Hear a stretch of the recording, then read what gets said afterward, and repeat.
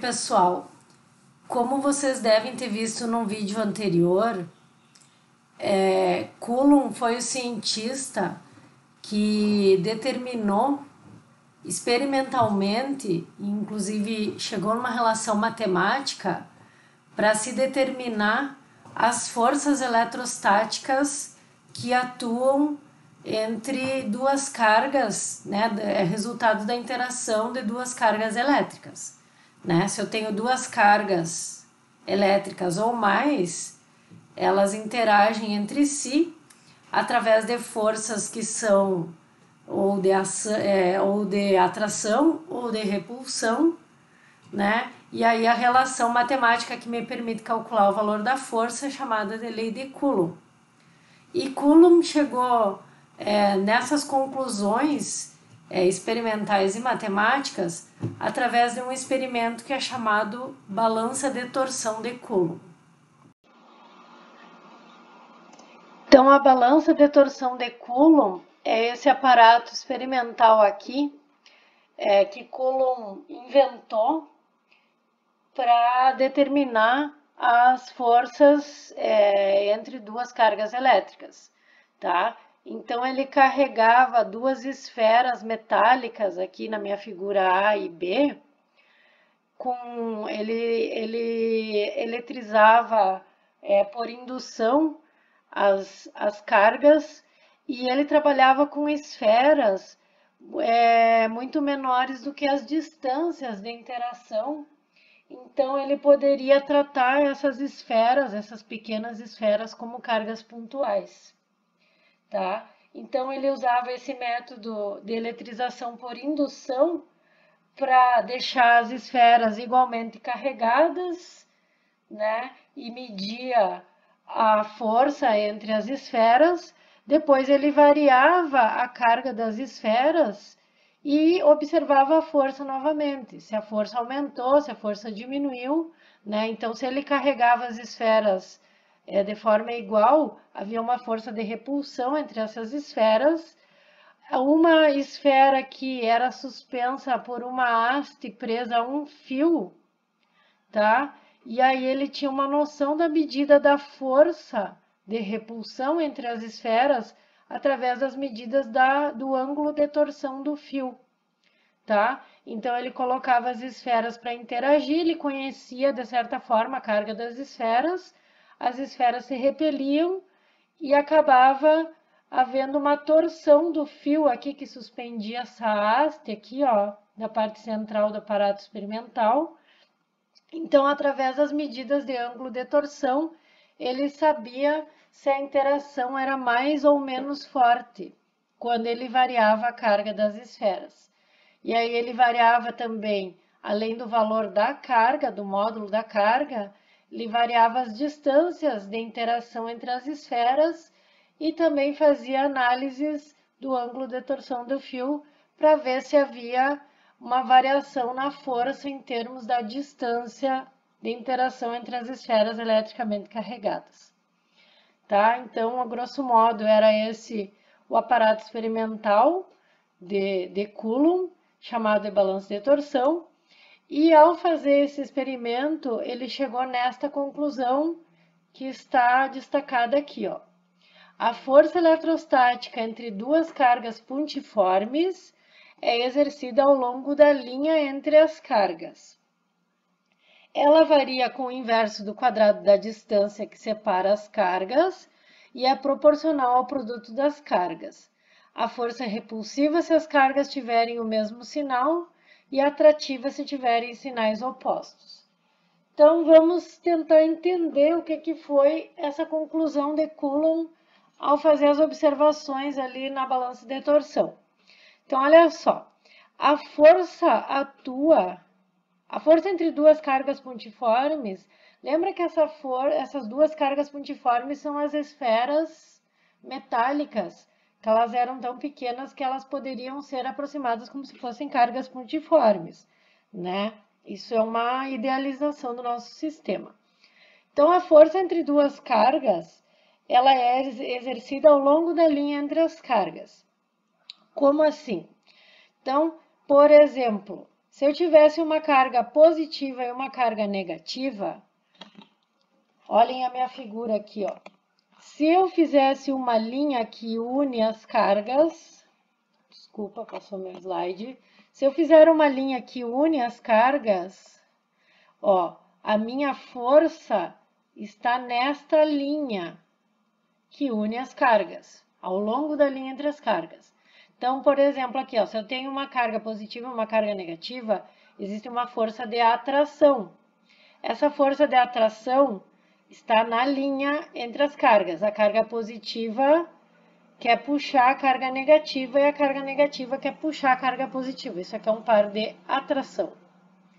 Se eu tivesse duas cargas de mesmo sinal, positiva ou negativa, para onde apontaria a força? Na verdade, eu costumo representar melhor assim, ó. Na linha entre as cargas, então peguem as cargas, façam uma linha que une as cargas, e as cargas querem se repelir. Então, a minha carga positiva de lá quer empurrar esta carga positiva aqui, e a outra carga positiva empurra, por sua vez, e o par de forças, que é mútuo, é um par ação e reação. Uma carga atrai e repele, aqui nesse caso em particular, né? Essa carga repele e ela repele por sua vez.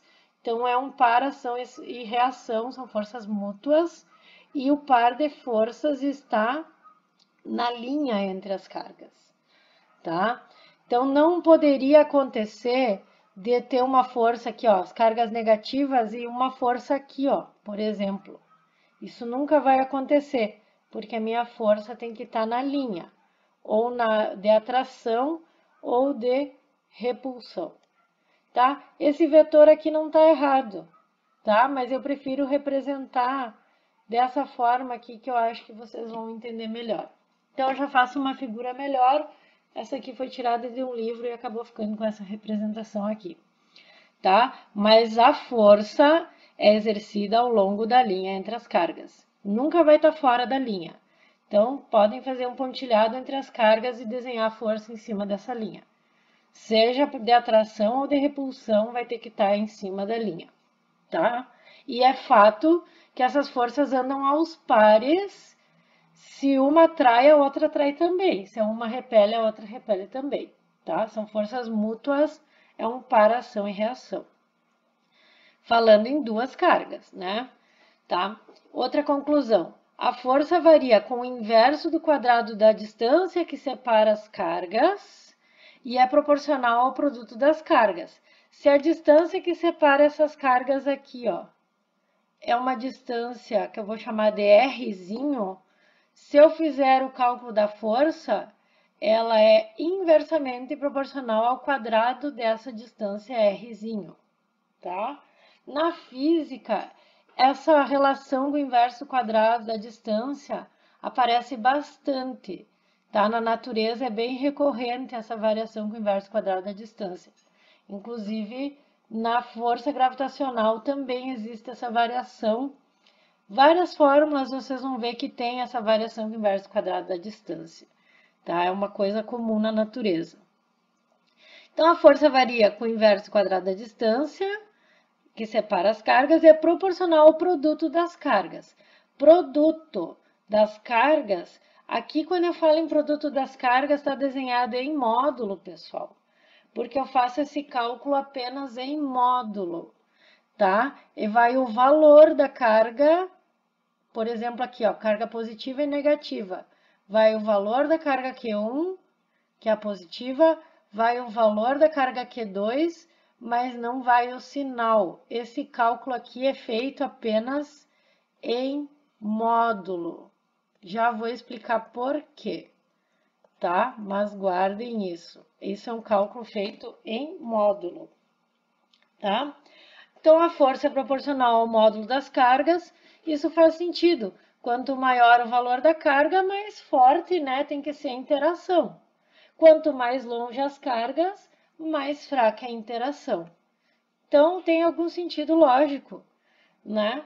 E aí, a constante de proporcionalidade K, no ensino médio, muitos usam esse K, que é a constante de Coulomb, que é esse K aqui, ó, tá? Usam chamando de K, e esse K é uma constante que tem um valor definido. Isso aqui já vai estar no formulário lá para vocês.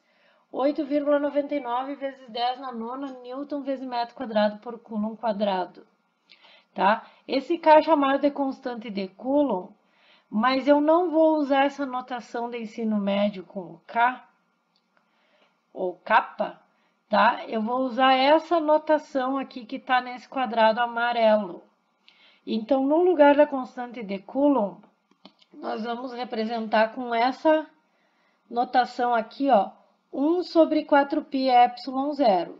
Onde esse epsilon zero, que está aqui, ó, se chama permissividade elétrica no vácuo, tá? E é uma constante. Se eu usar o valor do epsilon zero, que é 8,85 vezes 10 a menos 12, Coulomb quadrado por Newton vezes metro quadrado, fizer essa conta 1 dividido por 4π epsilon zero com esse valor, eu chego neste valor de K. Mas por que eu não vou usar, então, o K se isso aqui dá na mesma? Vocês podem até pegar tudo isso aqui e trocar por 8,99 vezes 10 na nona, tá? Mas por que eu não vou usar a notação K, que usa o ensino médio, e sim essa notação aqui? Porque aqui dentro, pessoal, tem uma constante física, que é esse epsilon zero. Esse epsilon zero se chama permissividade elétrica no vácuo. Permissividade elétrica de um material é como o material responde, como que ele se polariza à presença de um campo elétrico, tá? Como que ele se polariza para anular internamente um campo elétrico externo. Então, cada meio tem uma resposta diferente. Então, eu tenho a permissividade elétrica de cada meio, e neste caso em particular é usado o do vácuo, que é esse valor aqui, para dar esse valor de K que a gente usa no ensino médio. Então, por que eu estou explicando isso? Porque dentro do K existe uma constante que é restrita ao vácuo. E quando nos jogam esse K assim, esquecem de dizer que existe uma restrição aqui a um meio, tá?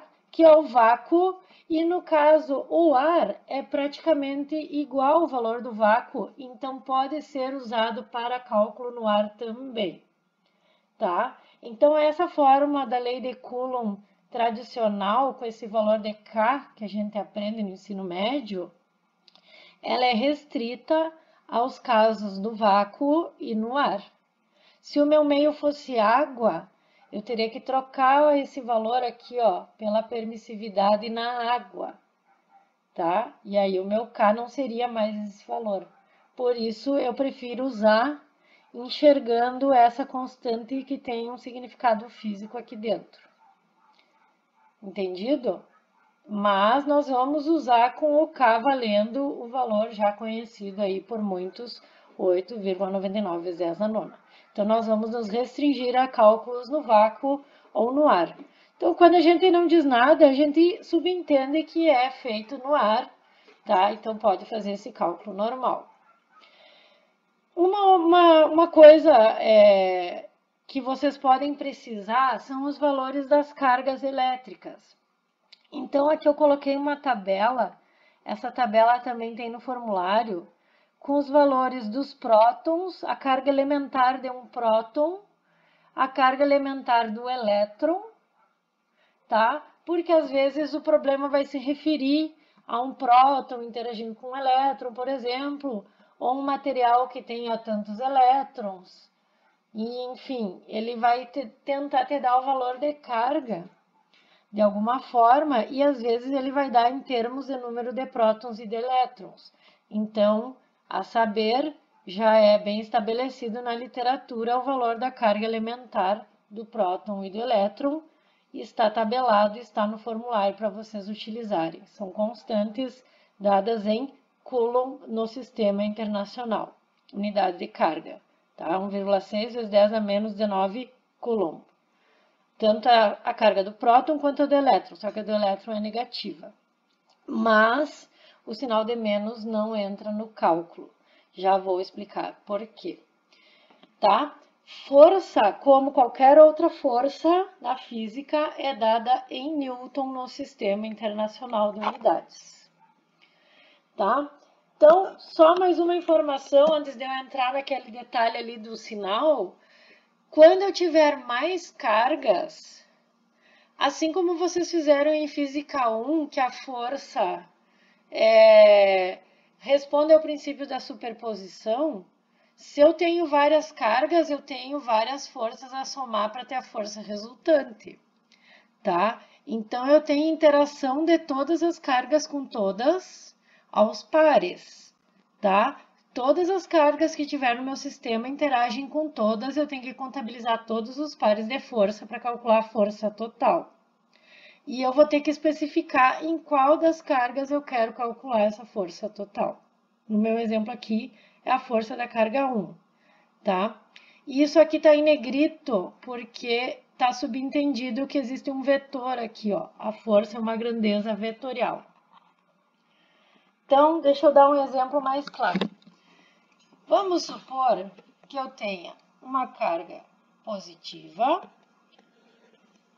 e uma carga negativa interagindo entre si. Então, o que diz a lei de Coulomb? Que a força atua na linha entre as cargas, tá? Se eu fizer uma linha, a minha força tem que estar na linha e ela pode ser, eu acho que eu não li a última frase, ó, a força é repulsiva se as cargas tiverem o mesmo sinal e atrativa se tiverem sinais opostos. Então, a força ou é repulsiva ou é atrativa. Isso já é bem estabelecido. Acredito que hoje o senso comum já sabe que cargas iguais se repelem, cargas opostas se atraem. Mas Coulomb teve que fazer essa observação experimental para chegar nessa conclusão. Então, cargas iguais se atraem. Se a força atua na linha entre as cargas, as minhas possibilidades são aqui, ó, ou atrai ou repele. Tá? Como isso aqui é um par de atração, ó, se eu chamar isso aqui de carga 1, isso aqui de carga 2, e a distância entre as cargas eu vou chamar de R, a força que a carga 2 exerce na carga 1 está aqui, ó.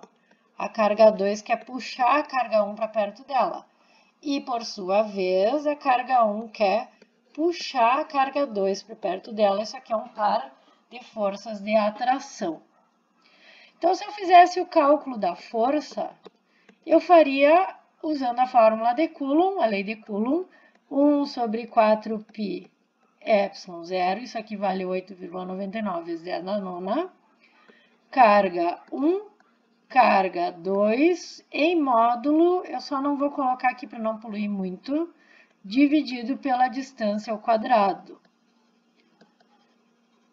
Então, se eu fizer um módulo da força 2,1, eu vou usar a carga 1 e a carga 2 e a distância ao quadrado. Isso aqui não é um R2, é um R ao quadrado, tá? Ele ficou um pouco... Vou deixar mais para cima, tá? Se eu fizesse o cálculo da força 1, 2 e a carga 1, carga 2, distância ao quadrado. Então, vocês concordam comigo que em módulo o valor do F21 e de F12 vai dar a mesma coisa? Em módulo, sim, mas essas forças não são iguais vetorialmente. Elas atuam em cargas diferentes. Então, se eu pedir, por exemplo, quanto que é a força que atua na carga 1, vocês vão fazer esse cálculo. A força que atua na carga 1 eu chamei de 2,1, ó, representando essa força de forma vetorial. Vocês vão fazer esse cálculo, que vai dar um valor X em Newton, né? E aí, ó, o sinal vai entrar aqui, ó, na hora de eu representar vetorialmente. Se essa força está para a direita, ela é positiva no eixo X. Então, se eu perguntar a força na carga 1, ela é uma força positiva. Se eu perguntasse a força na carga 2, olha o que ia acontecer. A força na carga 2 aponta para trás. Ela é um valor igual a esse valor aqui em Newton, só que ela está para a esquerda, então ela é menos I. Entenderam por que que não vai o sinal aqui neste cálculo? Porque eu preciso do sinal para fazer a diferença entre esses dois vetores, tá? Então, não uso o sinal aqui. O sinal, na verdade, está aqui, ó. E eu só desenhei esses vetores dessa forma porque isso aqui era uma força atrativa. Então, eu já contabilizei o sinal na hora de desenhar o vetor, tá? Então, primeiro faz o cálculo em módulo, depois olha para onde aponta o vetor. E para isso, vocês têm que saber em qual carga vocês estão querendo fazer o cálculo, tá? Então, por que que não se usa sinal? Outra coisa, se fossem duas cargas positivas, o que que ia dar de resultado? Ó, na linha, isso aqui é um par de repulsão. Se eu chamar de carga 1 e carga 2, repulsão, ó, a carga 2 empurra para longe a carga 1 e a carga 1 empurra para longe a carga 2. 2, desculpa, 2, né? Se eu fizesse o cálculo aqui, ó, F12, se eu fizer o cálculo com o sinal, ó, mais vezes mais, vai dar mais, né? Um valor Newton positivo I. Vai coincidir. Isso aqui é um vetor positivo no eixo X. Se eu fizesse mais vezes mais, dava mais.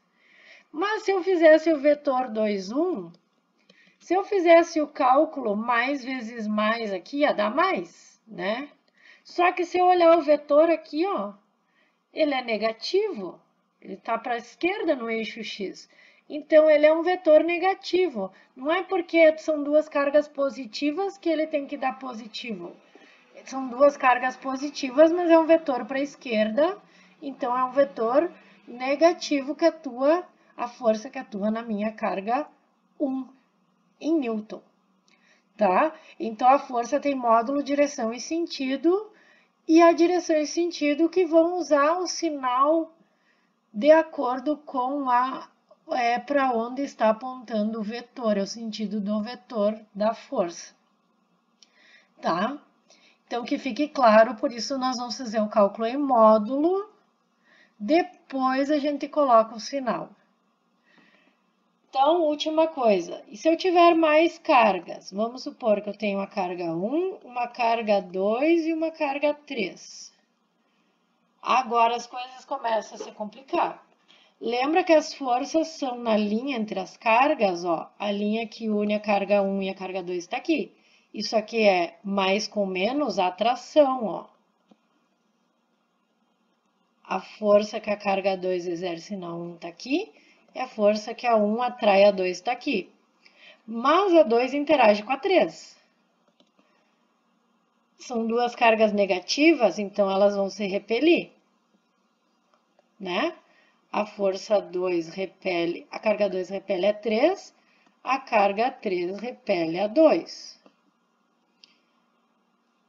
E olhando para o último par aqui, ó, a carga 1 também interage com a 3. Todo mundo interage com todo mundo e aos pares. A 1 e a 3 é positivo e negativo a atração.